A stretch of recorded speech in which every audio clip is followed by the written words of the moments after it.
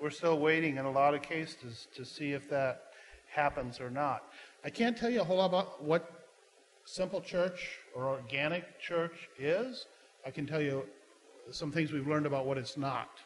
And I think that's what Lewis and Clark learned when on their trip west, trying to look for a passageway. They learned a lot of ways not to go, a lot of things not to do. They experienced a lot of failures. I remember they got real excited about these prairie dogs that nobody had ever seen before out west, and they kept trying to box them up and send them back to Washington. And all that got back to Washington was this dead carcass full of maggots. But they were so excited, and part of their mission was to spread the good news, the word.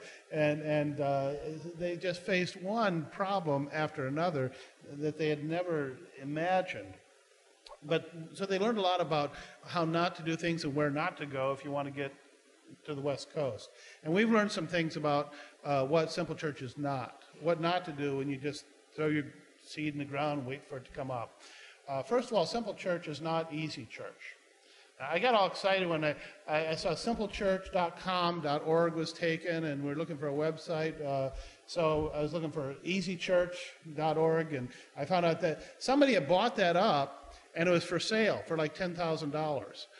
And so somebody really believes that this easy church thing is the ticket.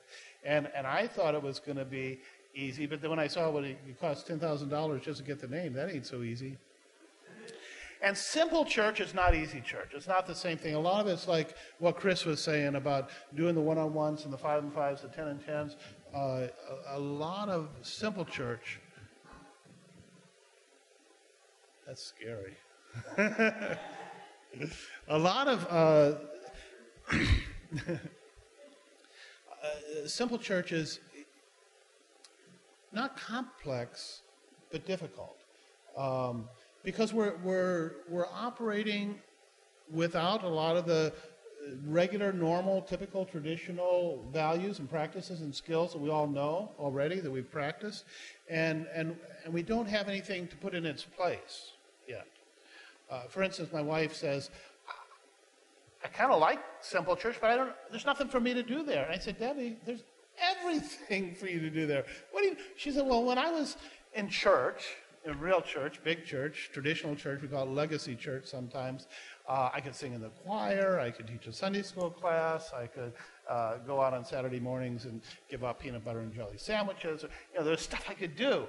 I said, well, there's still stuff that you can do, but there's nobody organizing it, nobody telling you when and where and how to do it. But all that stuff still needs to get done, and we don't have the skills to know how to do much more than raise our hand and answer when somebody's looking for volunteers. We know how to do that real good. We learned that in church.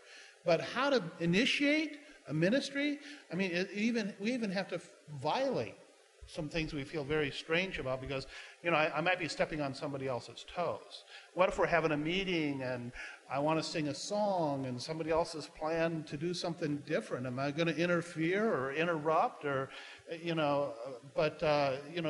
there was somebody in charge and a place to sign up and a schedule, a bulletin printed every Sunday morning, then we wouldn't have to worry about that kind of stuff.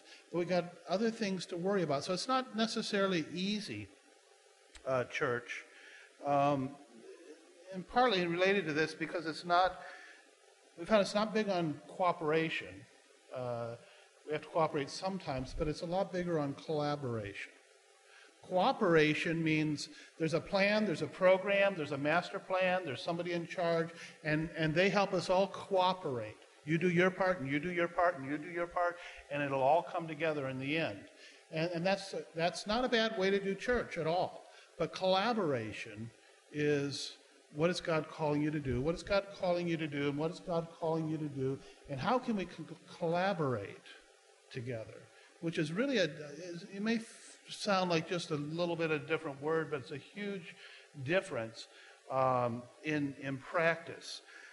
I don't believe that people exist primarily to cooperate with our plans. Some people would prefer to cooperate with our plans rather than collaborate with whatever God has given to them, whatever vision, whatever gift, whatever, and put that into the batch and mix it all together because it's easier to just cooperate. But we're looking for people that are wanting to collaborate. It's not just a matter of saying, okay, everybody get on board, we're doing 40 days of purpose. I've done that before, and we can get people to do that. Don't even have to twist a whole lot of arms, just have to have a lot of excited, motivated people and places to plug in that sound good and people believe they can do, but to collaborate requires a lot more initiative, and so it's not easy church. It's also not unorganized church. It has an organization, but it's an organic organization. It's organized like the systems of the body. The blood, the skin, the muscles, the skeletons all work together. There's an organization to that.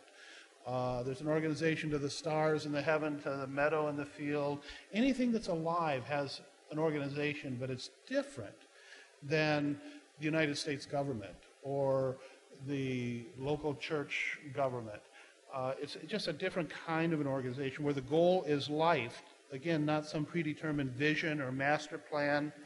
I was in Germany with Wolfgang Simpson this year, and he has a church. It was part of a church that goes along the Rhine River for about 75 miles, and there's maybe 100 churches that are sort of overlapping, so people might belong to one or another, or three of them, or two of them, or they might change from week to week.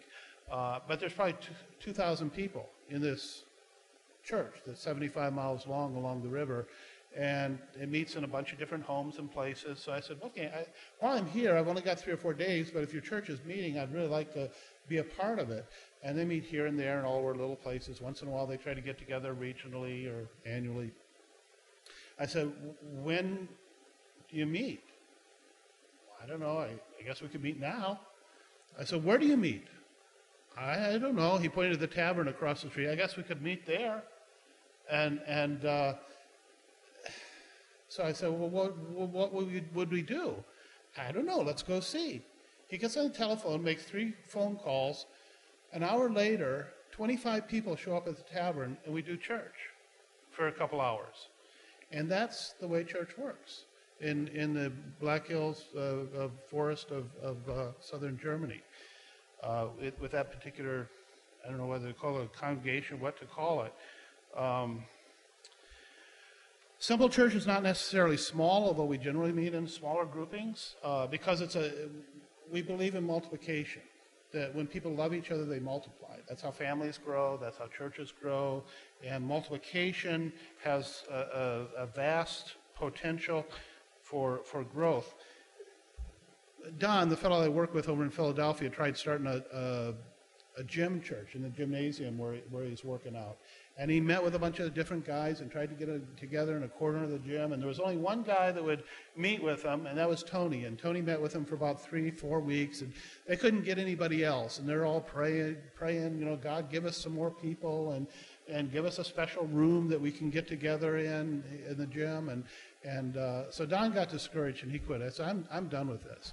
It was very simple, but it wasn't very productive or successful. So, but Tony said, no, I like this. I thought we were going to do church. Can't we do church? And Don said, okay, sure. Go do church. I'm done.